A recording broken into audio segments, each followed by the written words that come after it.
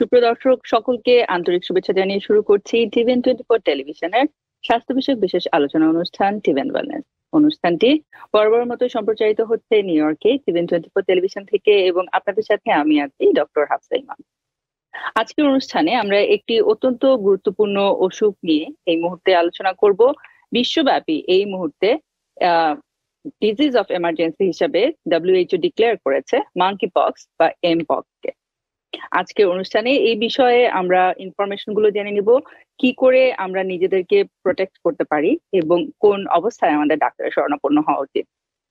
যুক্তরাষ্ট্রে 2022 থেকে শুরু করে এই পর্যন্ত পজিটিভ মাঙ্কি কেস পাওয়া গিয়েছে 34,000। তার ভিতরে এ পর্যন্ত 68 পিপল মৃত্যুবরণ করেছে।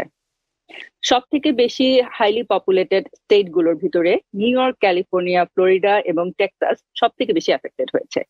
এই মুহূর্তে নিউ ইয়র্কে সব থেকে বেশি কেস 2024 সালে আমরা শনাক্ত করতে পেরেছি।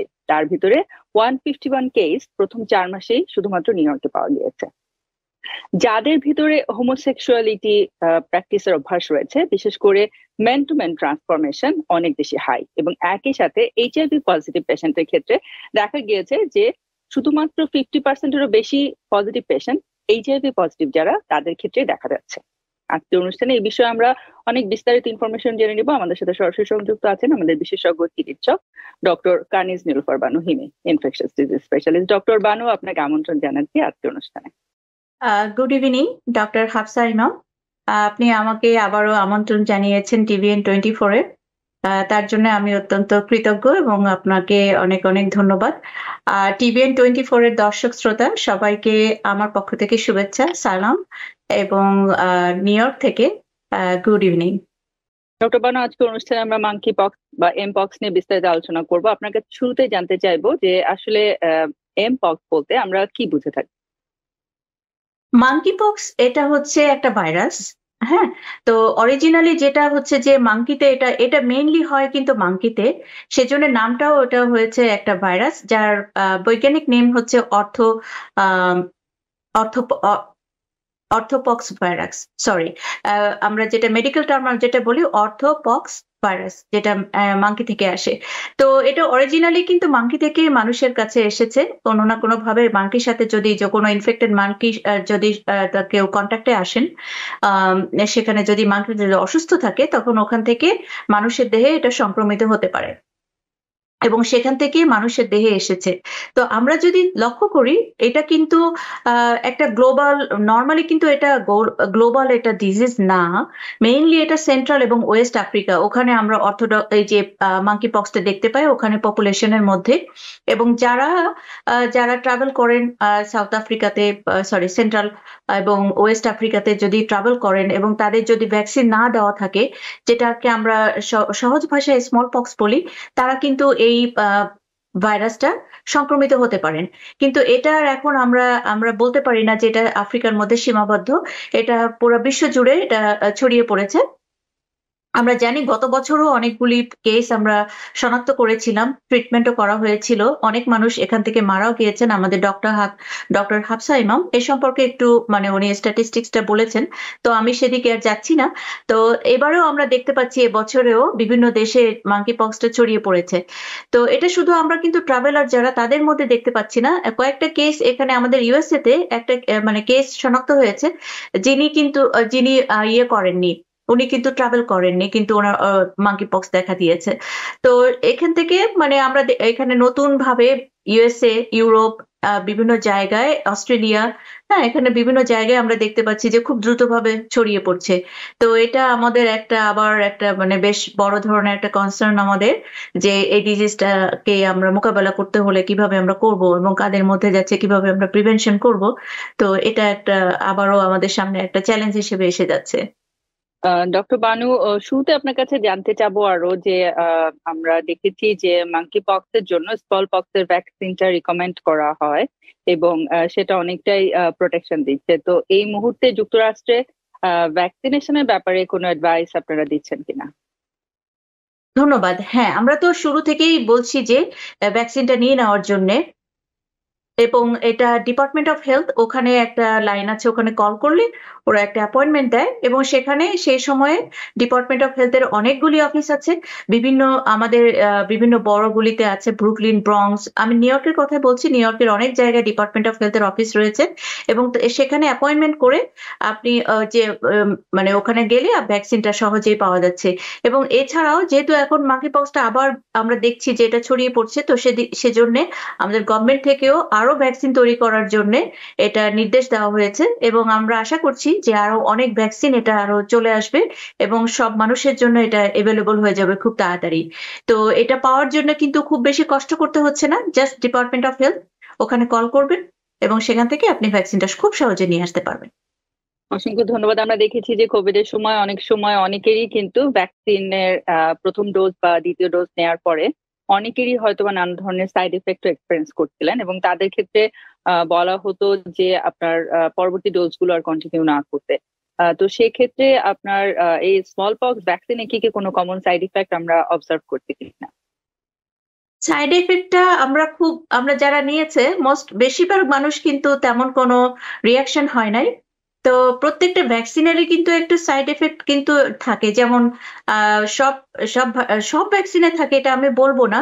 যেমন ফ্লু ভ্যাকসিন নেওয়ার পরে সবার হয় না, কিছু মানুষের প্রায় লেস দ্যান 1% মানুষের কি হতে পারে, একটুখানি ফ্লু লাইক সিমটম হতে পারে, যেটা 2-3 দিন পর্যন্ত থাকে এবং ট্রিটমেন্ট লাগে না, সিমটোমেটিক ট্রিটমেন্ট করলে ভালো হয়ে যায়। তো আমরা কোভিড এর ব্যাপারেও দেখেছি বিভিন্ন ধরনের রিয়াকশন, বিভিন্ন কোভিড এর যে বিভিন্ন স্ট্রেন গুলি ছিল, যে বিভিন্ন ভ্যাকসিনের রিয়াকশন আমরা দেখেছি, কিন্তু এটা কিন্তু সহনীয় পর্যায়ে ছিল। অল্প কিছু মানুষ, এটা তো সব ভ্যাকসিনে হতে পারে, হ্যাঁ, যে অল্প কিছু মানুষের হয়তো একটু সিরিয়াস রিয়াকশন হয়। তো স্মল পক্স ভ্যাকসিনটাও প্রায় ওরকমই, আমরা যতটা দেখেছি এটা বেশিরভাগ মানুষের এটা শরীরে এটা সহনীয় পর্যায়ে আছে। তবে কিছু কিছু প্রত্যেকটা মানুষই তো ইন্ডিভিজুয়ালি আলাদা, তাদের ইমিউন সিস্টেম আলাদা। তো সেদিক থেকে বিচার করলে আমি বলবো যে এটা অনেকটাই সেফ ভ্যাকসিন, অন্যান্য ভ্যাকসিনের মতোই সেফ। কিছু মানুষের হয়তো বা রিয়াকশন হতে পারে, সেটা ডিপেন্ড করে ইন্ডিভিজুয়াল বডি এবং তার বডি ফাংশন এবং তার ইমিউন স্ট্যাটাসের উপরে ডিপেন্ড করে। তো এরকম কোনো কেস হলে অবশ্যই আপনি রিপোর্ট করবেন আমাদের ডিপার্টমেন্ট অফ হেলথে। যদি রিপোর্ট করেন তাহলে খুব সুবিধা হবে, আমাদের ডাটাগুলি আমাদের সিডিসিতে যেখানে সব ডাটাগুলি জমা হয় ওখানে জমা থাকবে এবং সেখান থেকে নিশ্চয়ই অদূর ভবিষ্যতে এটার উপরে আরো রিসার্চ করে, আরো সতর্কতা অবলম্বন করে আরো নতুন ধরনের সেফ ভ্যাকসিন তৈরি করার সুযোগ হবে। ওভারঅল বলা যায় যে অন্যান্য ভ্যাকসিনের মতোই এই ভ্যাকসিনটা, খুব বেশি ডিফারেন্ট না। ধন্যবাদ। অসংখ্য ধন্যবাদ। মাঙ্কি পক্সের একজন পেশেন্টের ক্ষেত্রে কমনলি কি কি সিমটম গুলো আমরা অবজার্ভ করছি এবং কতদিনের ভিতরে কোন ধরনের সিমটম গুলো দেখা যাচ্ছে, এবং একজন পেশেন্ট কোন মুহূর্তে তার বুঝতে পারা উচিত যে দেরি না করে তিনি যেন অবশ্যই ডাক্তারের শরণাপন্ন হন? ধন্যবাদ, এটা খুব ইম্পর্টেন্ট। এটা ট্রিটমেন্টের জন্য যেমন গুরুত্বপূর্ণ, তেমন প্রিভেনশনের জন্য খুব গুরুত্বপূর্ণ। তো আমরা যখন দেখি এটা কিন্তু অনেকটা যেটা আমাদের যে চিকেন পক্স হয় না, যে প্রথম দিকে একটু সর্দি কাশি হচ্ছে, ফ্লুর মতো একটু সিমটম হয়, গায়ে ব্যথা হচ্ছে, জ্বর হচ্ছে, মাথা ব্যথা করছে, হ্যাঁ প্রচন্ড গায়ে ব্যথা করছে, ভালো লাগছে না, ফেটিক যেটা বলা হয়, ম্যালেজ বা ফেটিক ওটা বলা হয়, সেটা হচ্ছে। এবং তারপর দেখা যায় যে র্যাশ বেরিয়ে আসছে, প্রথম দিকে দেখা যায় মুখে, এবং প্রথমে কি হয় একটু লাল স্পটের মতো হয়, সেটা থেকে একটু তারপরে একটা গোটার মতো হয় যেটা পানি ভর্তি মনে হয়, এবং তারপরে ওটা আলটিমেটলি কি হয় যে ওটা ওর মধ্যে একটা সাদা যেটা পাস এর মতো জমা হয়, তারপরে ওটা ড্রাই হয়ে যায়, স্ক্যাব হয়ে যায়, এবং তারপরে এটা অটোমেটিক্যালি স্পন্টেনিয়াসলি এটা হিল হয়ে যায়।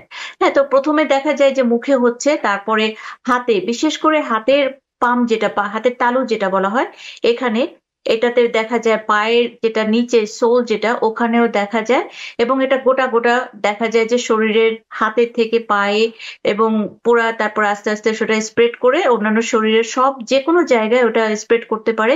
ইভেন প্রাইভেট এরিয়াতে, জেনিটালিয়াতেও এগুলি র্যাশগুলি দেখা যায়। এবং সে যখন র্যাশটা দেখা যায় তখন মানুষের যে শরীরটা, যেটা জ্বর হয়, উইকনেস লাগে, তাছাড়াও আরেকটা সিমটম হচ্ছে প্রচুর ইচিং হয়, যেমন চিকেন পক্সে, যেমন চিকেন পক্স হলে মানুষের শরীর প্রচন্ড চুলকায়, ইচিং হয়, এটাতেও অনেকটা ইচিং হয়। তো এটা সাধারণত দুই দুই 1 থেকে 2 সপ্তাহ কোথাও কখনো কখনো 4 সপ্তাহ পর্যন্ত এটা থাকতে পারে এবং আস্তে আস্তে র্যাশগুলি এটা ওই যে পর্যায়ক্রমে এটা শরীরের সাথে মিলে যায় এবং তারপরে মানে মানুষের আস্তে আস্তে এটা ভালো ফিল করতে শুরু করে। কিন্তু আহ কিছু কিছু মানুষের ক্ষেত্রে এটা হচ্ছে যে সাধারণ একজন মানুষ যার ইমিউন সিস্টেমটা ইন্ট্যাক্ট আছে তার ক্ষেত্রে এই সিকোয়েন্সে দেখা যায় মোটামুটি যেটা স্মল পক্সের মতোই এটা হয়ে যায়। কিন্তু যাদের শরীরে অন্যান্য অসুস্থতা রয়েছে, বিশেষ করে ইমিউনো কম্প্রোমাইজ পেশেন্ট, যারা এইচআইভি একটা ইমিউনো কম্প্রোমাইজ পেশেন্ট, যেটা আমাদের নিউ ইয়র্কে অনেকে আছেন, অন্যান্য স্টেটেও আছেন, আর তারপর যারা ট্রান্সপ্লান্ট পেশেন্ট এবং প্রেগনেন্ট মা, হ্যাঁ তাদের ক্ষেত্রে, এবং ছোট বাচ্চা যারা, তাদের ক্ষেত্রে অনেকটা সময় সিরিয়াসনেসটা দেখা দিতে পারে। এবং সেক্ষেত্রে যে সিমটম গুলি হয়, অনেক সময় এটা ব্রেনে এনসেফালাইটিস হয়, তখন মানুষ কমাতে চলে যেতে পারে। অনেক সময় যে গায়ে যে র্যাশ গুলি হচ্ছে ওটা যখন ফেটে যেতে শুরু করে, তখন অনেক সময় ইনফেকশন হয়ে, ব্যাকটেরিয়াল ইনফেকশন হয়ে ওখান থেকে সেপসিস হয়ে সেপটিক শকে চলে যেতে পারেন এবং জীবন মানে মানুষ মারাও যেতে পারেন, যেটা ডক্টর হাফসা ম্যাম বলেছেন। আমাদের বেশ কয়েকজন রোগী মারা গিয়েছে এবং আমরা দেখবো যে এটার মধ্যে বেশিরভাগ ক্ষেত্রে দেখা যাবে হয়তো ইমিউনো কম্প্রোমাইজড পেশেন্ট অথবা প্রেগনেন্ট মাদার, এই গ্রুপের মধ্যে মর্টালিটি রেটটা একটু বেশি। তো সেজন্য খুব সতর্কতার সাথে যখন এই সিমটম গুলি দেখা দিবে, আমার অনুরোধ থাকবে আপনারা খুব তাড়াতাড়ি যতটা সম্ভব আপনার প্রাইমারি কেয়ার ডক্টরের সাথে যোগাযোগ করবেন এবং আপনি যথাসম্ভব টেস্টটা করে এটা শিওর হয়ে নেবেন যে এটা ওরকম কোনো মানে যে মাঙ্কি পক্স ইনফেকশনটা হয়েছে কিনা। সিমটম হলে তখনই চেক করলে তখনই ধরা পড়ে যাবে, খুব তাড়াতাড়ি এই টেস্টটা ধরা পড়ে যায়। ধন্যবাদ। তাহলে সেক্ষেত্রে আমরা বলতে পারি যে যদি কোনো ব্যক্তি তার শরীরে আনএক্সপেক্টেড র্যাশ বা গোটার মতো অবজার্ভ করেন এবং একই সাথে তার ইচিং বা চুলকানি থাকতেও পারে, নাও থাকতে পারে, তো এই ধরনের কোনো সিচুয়েশন এক্সপেরিয়েন্স করলে দেরি না করে সে যত তাড়াতাড়ি সম্ভব ডাক্তারের শরণাপন্ন হবেন। আমরা আপনি বলছিলেন যে প্রেগনেন্ট মাদারদের কথা, তো সেই বিষয়ে আরেকটু বিস্তারিত জানতে চাবো যে প্রেগনেন্ট মাদারদের জন্য আসলে কি কি অ্যাডভাইস বা ইনফরমেশন গুলো জানা জরুরি, এবং একই সাথে বাচ্চার ক্ষেত্রে কি এটা কোনো ট্রান্সপ্লাসেন্টাল ট্রান্সফরমেশন হওয়ার চান্স থাকে কিনা, বা ব্রেস্ট ফিডিং এর থ্রুতে এটা কি ট্রান্সফর্ম হয় কিনা? ধন্যবাদ। এটা খুবই গুরুত্বপূর্ণ যে প্রেগনেন্ট মাদার, যেহেতু তাদেরকে আমরা হাই রিস্ক গ্রুপের মধ্যে ধরছি। তো প্রেগনেন্ট অবস্থায় হ্যাঁ, এক নাম্বার হচ্ছে যে মায়ের জন্য আমি যদি 2 ভাগে ভাগ করি, মা এবং বাচ্চা। তো মা যদি প্রেগনেন্ট অবস্থায় যদি তার মাঙ্কি পক্স হয়, তো এটা খুব সিভিয়ারিটিতে চলে যেতে পারে। এটা আমরা বলি যে সিভিয়ার ডিজিজ, যেটা ওখান থেকে অর্গান ডিসফাংশন, অন্যান্য এবং ব্রেনে যেটা আমরা বলি এনসেফালাইটিস, রেসপিরেটরি সিমটম গুলো বেশি হতে পারে, হ্যাঁ সিরিয়াসনেসটা বেশি হতে পারে এবং মায়ের জীবন ঝুঁকিপূর্ণ হয়ে যায়। এবং যদি ঠিক সময় মতো ট্রিটমেন্ট না করলে, টেক কেয়ার না করলে হয়তো মারা যেতেও পারেন। আমরা দেখি প্রেগনেন্ট গ্রুপের মধ্যে মারা যেতে পারেন। এটা হচ্ছে মায়ের জন্য। আর মা যদি ভ্যাকসিন থাকেন বা ভ্যাকসিনেটেড মা থাকেন, তাহলে কিন্তু সেক্ষেত্রে সিভিয়ারিটিটা আশা করা যায় যে সিভিয়ারিটিটা অনেক কম থাকবে এবং প্রপার ট্রিটমেন্ট করলে মা এবং বাচ্চা দুজনেই ভালো থাকবেন। এখন হচ্ছে মা যদি গর্ভাবস্থায় যখন প্রেগনেন্ট থাকেন, সে অবস্থায় যদি তার মাঙ্কি পক্সটা হয়, দেখা গেছে যে মায়ের থেকে বাচ্চার ইউটেরাসের থাকা অবস্থায়, প্রেগনেন্ট থাকা অবস্থায় এখান থেকে বাচ্চাতে সংক্রমিত হতে পারে, প্লাসেন্টা দিয়ে এটা পাস করতে পারে। যদি সেটা প্লাসেন্টা দিয়ে যদি পাস নাও করে, কিন্তু যখন এটা ডেলিভারির সময় যদি এটা নর্মাল ভ্যাজাইনাল ডেলিভারি হয়, সেক্ষেত্রেও কিন্তু মায়ের জেনিটালিয়া বা তার স্কিনের যে সব লিশন আছে সেখান থেকে বাচ্চা সংক্রমিত হতে পারে এবং বাচ্চাতে এটা ট্রান্সফার হতে পারে। এবং বাচ্চাদের জন্য সেটা মানে এই মাঙ্কি পক্সটা অত্যন্ত সিভিয়ার সিরিয়াস ইলনেস হতে পারে। আরেকটা হচ্ছে মায়ের গর্ভাবস্থায় যদি মাঙ্কি পক্সটা হয়, তাদের আমরা দেখেছি যে বেশ কয়েকটা অনেকগুলি কেস রিপোর্ট করা হয়েছে 2022 সাল থেকে এ পর্যন্ত, যে অনেক প্রেগনেন্ট মাদার তাদের মিসক্যারেজ হয়েছে। আবার অনেকের ইন্ট্রাইউটেরাইন ডেথ, মানে বাচ্চা গর্ভাবস্থাতে মারা গেছে। আবার অনেক সময় দেখা গেছে যে প্রিটার্ম লেবার, মানে জন্মের সময়ের আগেই বাচ্চা হয়ে গেছে। হ্যাঁ, তো এরকম আমরা অনেক কমপ্লিকেশনস আমরা দেখেছি প্রেগনেন্সিতে। তো প্রেগনেন্সিতে যে যেটা আমরা আলোচনা করছি তার পাশাপাশি যদি দেখি যে কোনো প্রেগনেন্ট মাদার, মানে এখন যদি এখনো প্রেগনেন্সি আমরা প্রেগনেন্ট হন নাই কিন্তু খুব মানে প্ল্যান করছেন যে বাচ্চা নিবেন, তাদের প্রতি আমার অনুরোধ থাকবে আপনারা ভ্যাকসিনটা নিয়ে নিবেন। কারণ ভ্যাকসিনটা অনেক ক্ষেত্রে এটা খুবই প্রোটেক্টিভ, এটা অ্যাটলিস্ট আপনার সিভিয়ারিটিটা এটা প্রোটেক্ট করবে। আরেকটা হচ্ছে যদি গর্ভাবস্থায় যদি ধরা পড়ে এবং তিনি যদি ভ্যাকসিনেটেড না থাকেন, আপনি যত দ্রুত সম্ভব আপনার ডাক্তারের সঙ্গে যোগাযোগ করবেন এবং প্রেগনেন্সিতে যে ট্রিটমেন্টগুলি আছে যত দ্রুত সম্ভব যদি ট্রিটমেন্টটা শুরু করেন, সেক্ষেত্রে মা এবং বাচ্চা দুজনেরই ক্ষেত্রেই এটা খুব মানে উপকারী হবে এবং আশা করা যায় মা এবং বাচ্চা দুজনকেই আমরা সেভ করতে পারবো। আর তারপর বাচ্চার জন্মের পরে তো ট্রিটমেন্ট রয়েছে, মায়েরও ট্রিটমেন্ট রয়েছে। আমরা ট্রিটমেন্ট যখন আলোচনা করব তখন আমরা ট্রিটমেন্টটা ওভারঅল সবার জন্য আলাদা আলাদা করে আলোচনা করব। কিন্তু যেহেতু এটা লাইভ ভাইরাস, তো সেই জন্য প্রেগনেন্সিতে হয়তো ভ্যাকসিনটা দেওয়াটা এটা এখনো বলা হচ্ছে যে কন্ট্রোভার্সিয়াল, যে প্রেগনেন্সিতে কি এই ভ্যাকসিনটা দেওয়া ঠিক হবে কি হবে না, কারণ এটা লাইভ ভাইরাস ভ্যাকসিন সেজন্য। কিন্তু অন্য ট্রিটমেন্ট রয়েছে, ট্যাবলেট রয়েছে, তারপরে ইমিউনোগ্লোবিন রয়েছে, এটা অন্য চিকিৎসা রয়েছে। তো যত দ্রুত সম্ভব আমরা যদি ট্রিটমেন্ট শুরু করতে পারি, সেক্ষেত্রে মা এবং বাচ্চা দুজনেই উপকৃত হবেন আশা করি। ধন্যবাদ। এবং একই সাথে আমি বলছিলাম যে ব্রেস্ট ফিডিং এর কথা, যদি মা ইনফেক্টেড হন সেক্ষেত্রে কি বাচ্চাকে ব্রেস্ট ফিড করাবেন কিনা। আমি দেখলাম যে এখন পর্যন্ত এটার উপরে রিসার্চ অনগোয়িং, এটা এখনো কনফার্ম না যে আসলে ব্রেস্ট ফিডিং এর মাধ্যমে কি ভাইরাসটি ট্রান্সফার হচ্ছে নাকি হচ্ছে না। তো সেই অবস্থা থেকে আপনারা কি সাজেস্ট করছেন? আপনার কথা থেকে আপনি যেখানে শেষ করলেন আমি সেখান থেকেই শুরু করছি। যেহেতু আমাদের পুরো স্ট্যাটিস্টিক্সটা এখন আমাদের হাতে নাই, সেজন্য যেহেতু বাচ্চার জন্য প্রিকশনটা সবচেয়ে বড় জিনিস, ছোট বাচ্চা যা মাত্র জন্মগ্রহণ করেছে, তো সেক্ষেত্রে মা সুস্থ না হয়ে ওঠা পর্যন্ত মানে বাচ্চার যদি ব্রেস্ট ফিডিংটা বন্ধ রাখা যায়, আর যখন আমাদের কাছে পুরা ডাটাটা চলে আসবে প্রেগনেন্সি ব্রেস্ট ফিডিং এর যে সেফটিনেসটা, তখন তখন তো আমরা ভালোভাবে সুন্দর করে বলতে পারবো। তো আমার মনে হয় যে prevention is better then the cure. So সেক্ষেত্রে মা যদি যতদিন সুস্থ না হন ততদিন পর্যন্ত যদি বুকের দুধ খাওয়ানো থেকে বাচ্চাকে দূরে রাখেন তাহলে খুব ভালো হবে। আর এছাড়াও আমি আরেকটু অ্যাড করতে যাচ্ছি, মা যখন অসুস্থ থাকেন তখন কিন্তু বাচ্চাকে আমাদের অবশ্যই মায়ের কাছ থেকে দূরে রাখতেই হবে, কারণ না হলে মায়ের কাছ থেকে এটা বাচ্চার কাছে চলে যাবে। যদি বাচ্চা মানে সংক্রমিত নাও হয়ে থাকেন, ধরেন সি সেকশন করে বাচ্চাকে ভূমিষ্ঠ করা হলো, তখন হয়তো বাচ্চার শরীরে ভাইরাসটা নাই, কিন্তু মায়ের যতক্ষণ পর্যন্ত মা ইনফেকশন থাকছে, তার শরীরে যতক্ষণ র্যাশ থাকছে, তখন যদি বাচ্চাকে আপনি মানে ব্রেস্ট ফিডিং করার জন্য বাচ্চাকে ধরলে তো বাচ্চার ওখান থেকে সংক্রমিত হয়ে যেতে পারে। তো সেক্ষেত্রে মা সম্পূর্ণ সুস্থ হয়ে যাওয়ার পর তারপরে যদি আপনি ব্রেস্ট ফিডিং শুরু করেন, তা সেটা বাচ্চার জন্য আরো ভালো হবে। এটা মানে বাচ্চার প্রিভেনশনের জন্য খুব ভালো হবে বলে আমি আশা করি। ধন্যবাদ। অসংখ্য ধন্যবাদ। আমরা দেখতে পেলাম আমাদের আলোচনা থেকে যে মাঙ্কি পক্স যারা ইমিউনোসাপ্রেস বা যাদের রোগ প্রতিরোধ ক্ষমতা সাধারণের থেকে কম, তাদের জন্য এটি বেশি ঝুঁকিপূর্ণ। এবং একই সাথে দেখা যাচ্ছে যে যারা হোমোসেক্সুয়াল, বিশেষভাবে পুরুষদের ভিতরে এটি আরো বেশি সংক্রমিত হচ্ছে। এবং প্রেগনেন্ট ওমেন, যেহেতু প্রেগনেন্সিতেও মানুষ কিছুটা ইমিউনোসাপ্রেস হয়ে যায়, তো প্রেগনেন্ট ওমেনদের ক্ষেত্রেও এটা হচ্ছে। তো সে অবস্থা থেকে আসলে জানতে চাইবো যে আর কোন রিস্ক গ্রুপ কি আমরা দেখতে পাচ্ছি যাদের ক্ষেত্রে এটি হওয়ার সম্ভাবনা বেশি দেখা যাচ্ছে? ধন্যবাদ। হ্যাঁ, আমাদের কমিউনিটিতে মানে আরো একটা মানে আমাদের হাই রিস্ক গ্রুপ রয়েছেন, যাদের অর্গান ট্রান্সপ্লান্ট করা আছে। তো অর্গান ট্রান্সপ্লান্ট করা হলে অনেক ওষুধ তাদেরকে খেতে হয় বা ওষুধ নিতে হয়, যেটা ইমিউনোসাপ্রেসিভ মেডিকেশনস।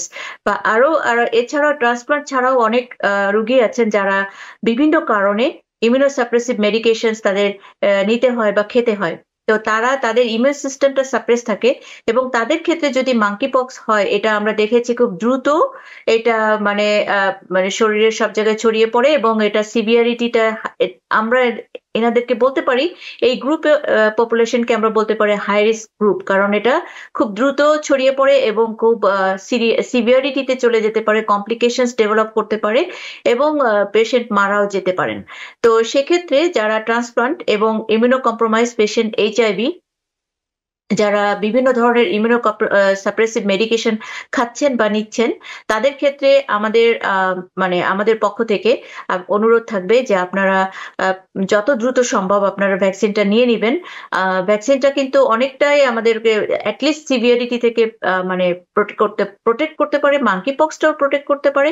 আর আরেকটা ইম্পর্টেন্ট একটা জিনিস আমি জাস্ট এখানে একটু হাইলাইট করতে চাচ্ছি, সেটা হচ্ছে যারা ট্রান্সপ্লান্ট পেশেন্ট তারা কিন্তু অনেক অনেক ধরনের ওষুধ খেয়ে থাকেন, এবং আমাদের যে মাঙ্কি পক্সে যে ওষুধটা আমরা প্রেসক্রাইব করি সেই ওষুধটার সঙ্গে কিন্তু অনেক ইমিউনো সাপ্রেসিভ মেডিকেশনের একটা ইন্টারাকশন হয়। তো সেই জন্য ওষুধটা সবাইকে দেওয়া যায় না। সিলেক্টিভ কিছু পেশেন্ট যাদের যে ওষুধটার ইন্টারাকশন ওটা সম্পূর্ণ চেক করার পরে যদি দেখা যায় যে উনি নিতে পারবেন তখন খেতে পারেন, কিন্তু অনেক ইমিউনো সাপ্রেসিভ মেডিকেশনের সাথে এটা ইন্টারাকশন হয়। তো সেই জন্য এনাদের যে যারা ট্রান্সপ্লান্ট পেশেন্ট আছে তাদের ক্ষেত্রে বলবো ভ্যাকসিনটা হচ্ছে সবচেয়ে বেশি গুরুত্বপূর্ণ, কারণ আপনি যদি ভ্যাকসিন নেন তাহলে আপনার এই সিভিয়ারিটি প্লাস হয়তো মানে এটা প্রোটেকশনের জন্য অনেক ভালো হবে। তো এই যারা আছেন তাদেরকে আমি অনুরোধ করব TBN24 এর মাধ্যমে আপনারা প্লিজ আপনাদের প্রাইমারি কেয়ারের সাথে যোগাযোগ করবেন এবং আপনাদের তার সঙ্গে পরামর্শ করে আপনি ডিপার্টমেন্ট অফ হেলথের সাথে যোগাযোগ করে ভ্যাকসিনটা যত দ্রুত সম্ভব নিয়ে নেবেন। কারণ ভ্যাকসিনটা শরীরে গেলে আমাদের কিন্তু ইমিডিয়েটলি আমরা তার এফেক্টটা পাই না, এটা এফেক্টটা পেতে প্রায় 2 সপ্তাহের মতো লেগে যায়। তো 2 সপ্তাহ এই সময়টা কিন্তু অনেক ইম্পর্টেন্ট, বিশেষ করে যারা হাই রিস্ক গ্রুপ আছেন। তো আপনারা যত দ্রুত সম্ভব আপনারা ভ্যাকসিনটা নিয়ে নেবেন। আর এটা খুবই অ্যাভেলেবল, এটা এখন পাওয়া যাচ্ছে। আর আমাদের ওদের ভবিষ্যতে পেতেও অসুবিধা হবে না, কারণ গভর্নমেন্ট এ ব্যাপারে আরো ভ্যাকসিন প্রোডাকশনের জন্য অনুমতি দিয়েছেন। ধন্যবাদ। অসংখ্য ধন্যবাদ। এবং একই সাথে আমি ভ্যাকসিনের যেটা দেখলাম সেখানে দেখলাম যে যারা পজিটিভ কেস হিসেবে ডিটেক্ট হচ্ছেন তাদের ভিতরে 75% পেশেন্টই হচ্ছে যারা আসলে আনভ্যাকসিনেটেড, এবং ভ্যাকসিনেটেড পেশেন্টদের ক্ষেত্রে দেখা যাচ্ছে যে সিস্টেমিক ইলনেস তো ডেভেলপ করছে না, বা করলেও সেটা খুবই মাইল্ড বা অনেক বেশি ডিলেড। তো সেক্ষেত্রে আসলে ভ্যাকসিনটাই এই মুহূর্তে সকলের জন্য আমার মনে হয় নাম্বার 1 স্টেপ নিজেকে প্রোটেক্ট করতে। আমরা আরো অনেক বিস্তারিত ইনফরমেশন নিয়ে আপনার সাথে আলোচনায় আসছি। সুপ্রিয় দর্শক, চলে যাচ্ছি একটি ছোট্ট বিরতিতে, আমাদের সাথে থাকুন। সুপ্রিয় দর্শক, বিরতির পর আবার ফেরত আসছি আপনাদের সাথে মাঙ্কি পক্স ইনফেকশন আউটব্রেক আলোচনায়। আমাদের সাথে আছেন infectious disease specialist doctor Kaniz Nilufar Banu হিমি। Doctor Banu, আপনি বলছিলেন যে কারা বেশি রিস্ক গ্রুপ এবং ভ্যাকসিন কিভাবে আসলে এই ক্ষেত্রে অনেক বড় একটি রোল প্লে করছে। আমরা জানি যেহেতু এটি একটি ইনফেকশাস ডিজিজ আউটব্রেক, এবং আমরা দেখতে পাচ্ছি যে এটি মূলত আসলে বডি ফ্লুইড, প্লাজমা, স্যালাইভা এগুলোর থ্রুতে ছড়াচ্ছে, এমনকি স্কিন টু স্কিন টাচের থেকেও কিন্তু ইনফেকশন ছড়াচ্ছে। সেক্ষেত্রে কি মানে আমরা এটাকে ড্রপলেট হিসাবেও কি আমরা এটাকে ডিফাইন করছি?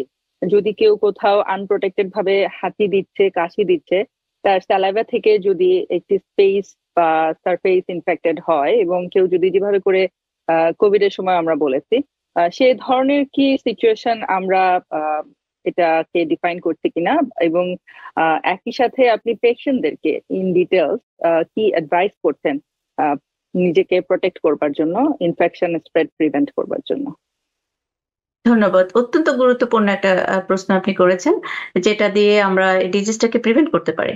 হ্যাঁ, আপনি যেটা বলেছেন এটা ছড়াচ্ছে কিভাবে, আমরা মানে জেনারেল যদি আমরা দেখি, ইন জেনারেল মানে সাধারণভাবে যখন একটা মানুষ যখন ইনফেক্টেড হচ্ছেন,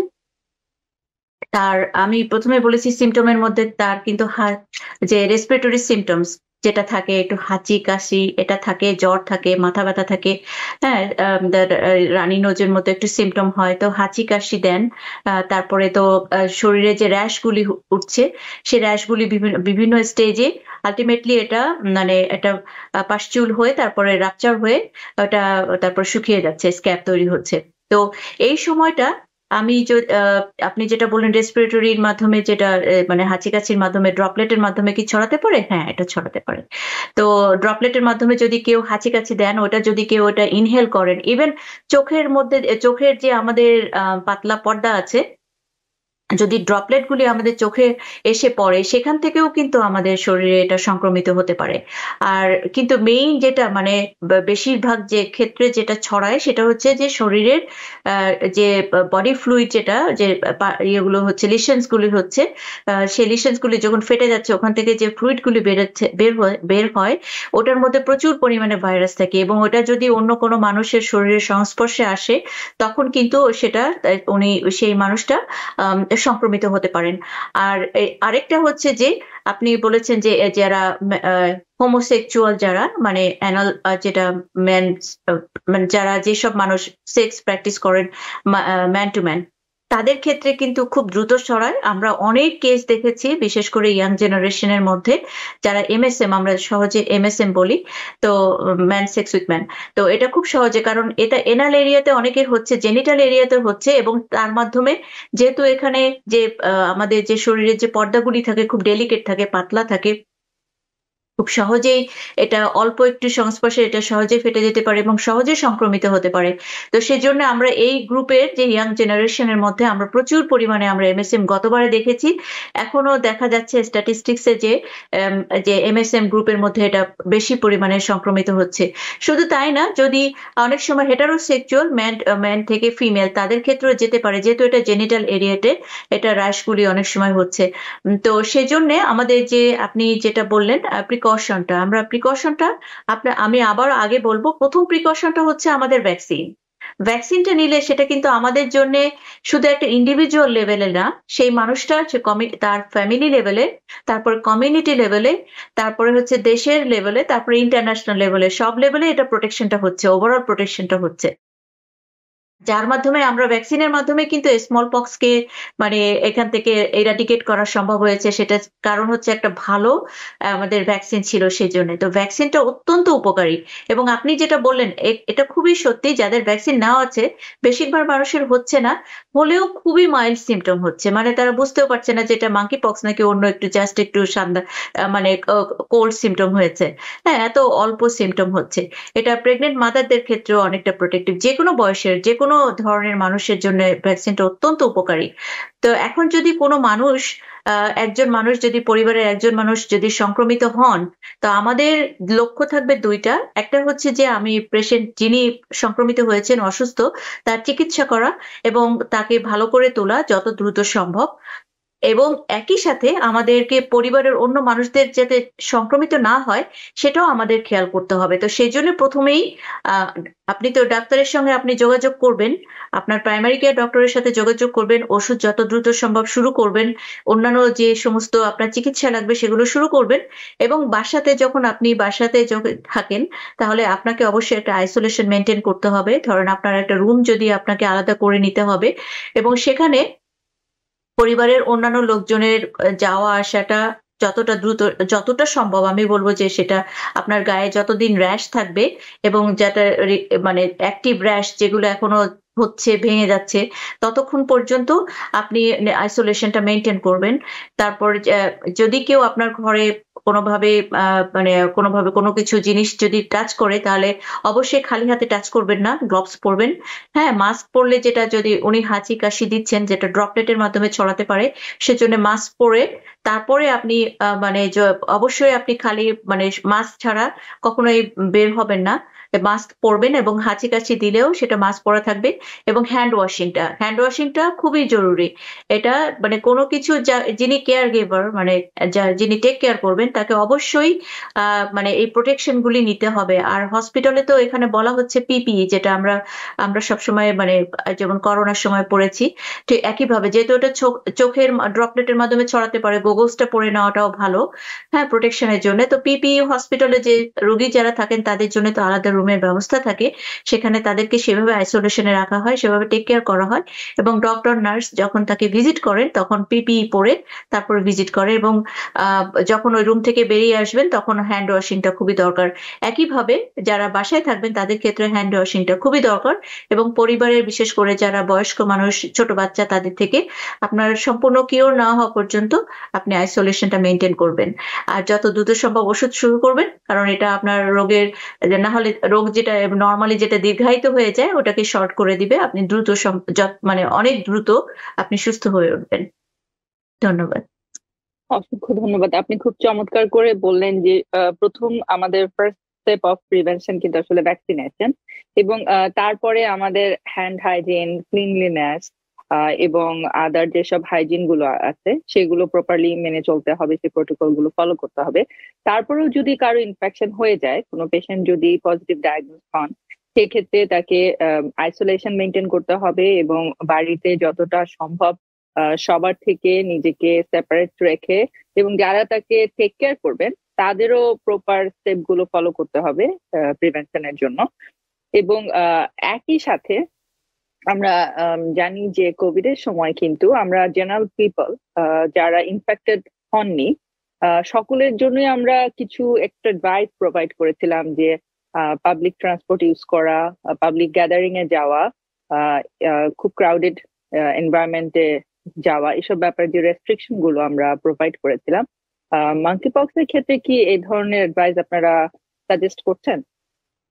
অবশ্যই, হ্যাঁ, খুব ভালো বলেছেন। এটা যে কমিউনিটি লেভেলে অবশ্যই এটা করতে হবে, কারণ আহ, আমি ধরে নিচ্ছি একজন মানুষের মাঙ্কি পক্স আছে, ওনার শরীরের সব যে র্যাশ গুলি আছে, উনি যদি আপনার ডাক্তারের কাছে যেতে হচ্ছে, আপনাকে তো যেতে হবে না, ট্রান্সপোর্ট ইউজ করতে হবে, অনেক সময় পাবলিক ট্রান্সপোর্টেশন অনেক অনেক সিটিতে আছে, যেটা হচ্ছে মেইন হচ্ছে আমরা সব বেশিরভাগ মানুষ পাবলিক ট্রান্সপোর্ট যেটা আছে সেটা ইউজ করে, সেটা বাস হতে পারে, ট্যাক্সি হতে পারে, বা সাবওয়ে হতে পারে, ট্রেন হতে পারে।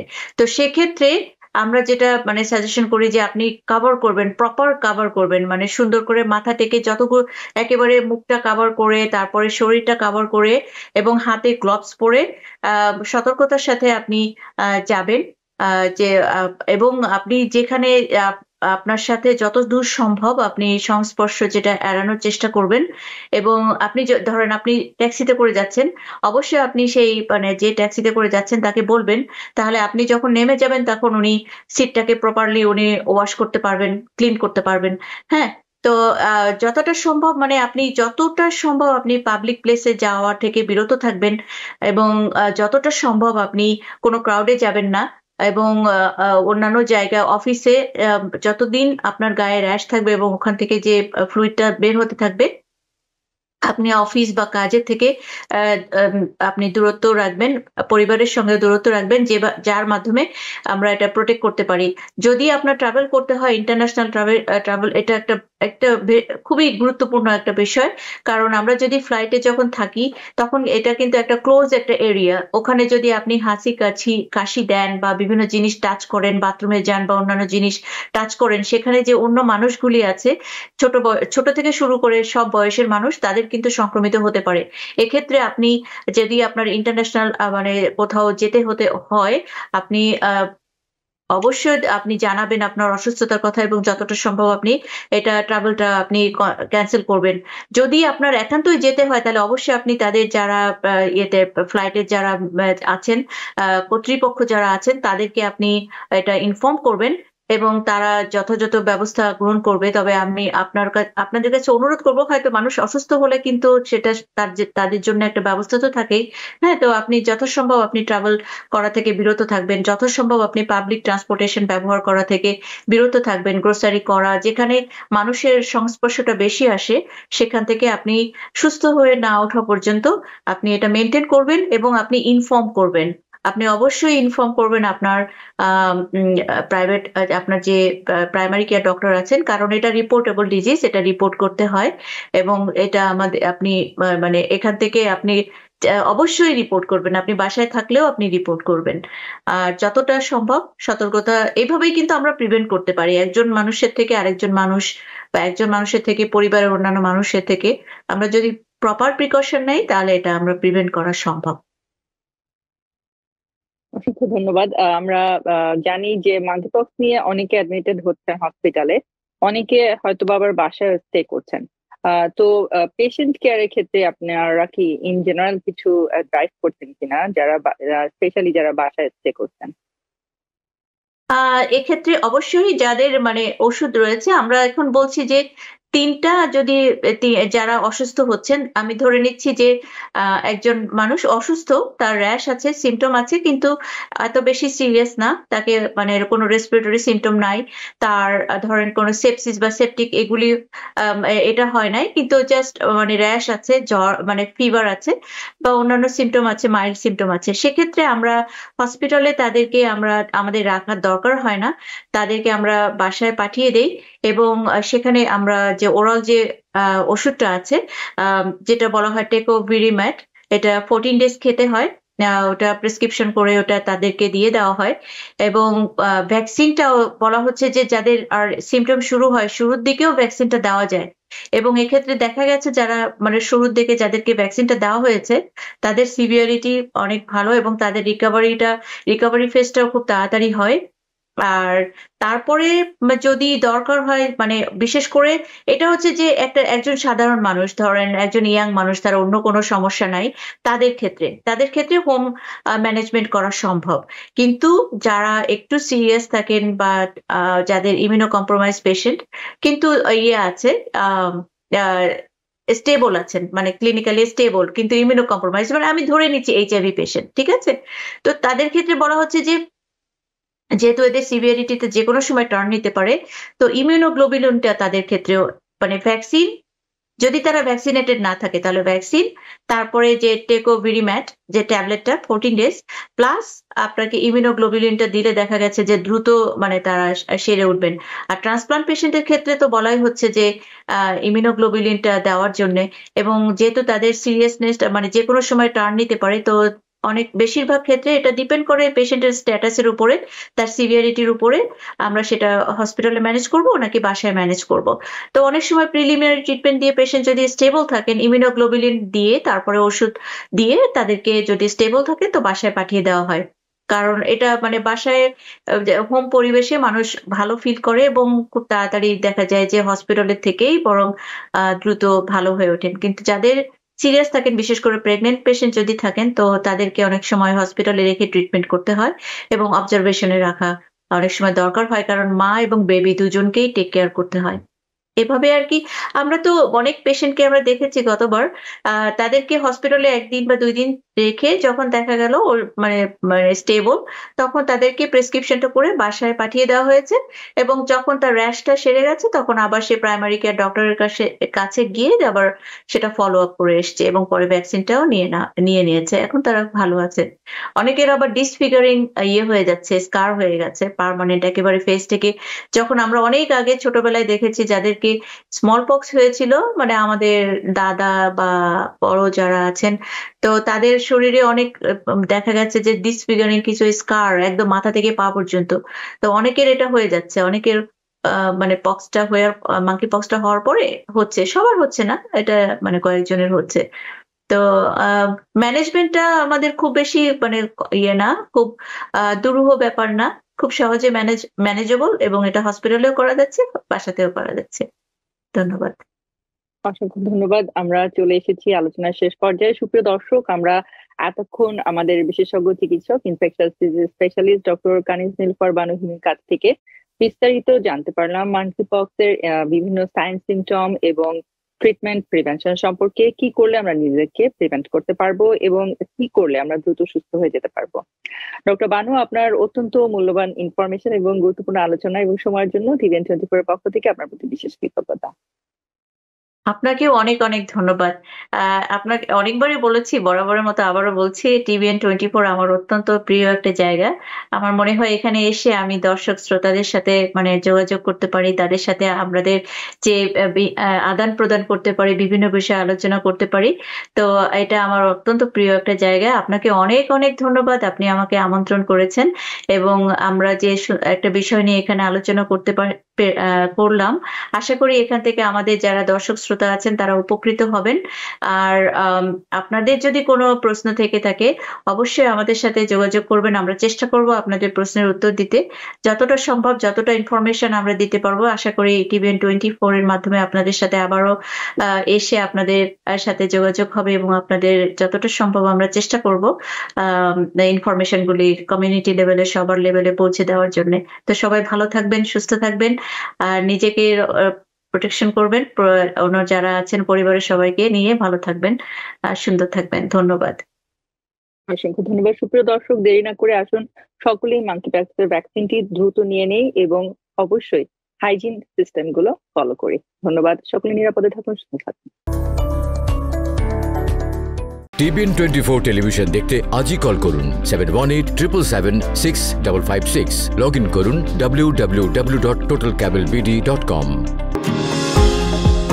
নিউ ইয়র্ক থেকে সম্প্রচারিত TVN24 টেলিভিশন বিশ্বজুড়ে বাঙালির কণ্ঠস্বর।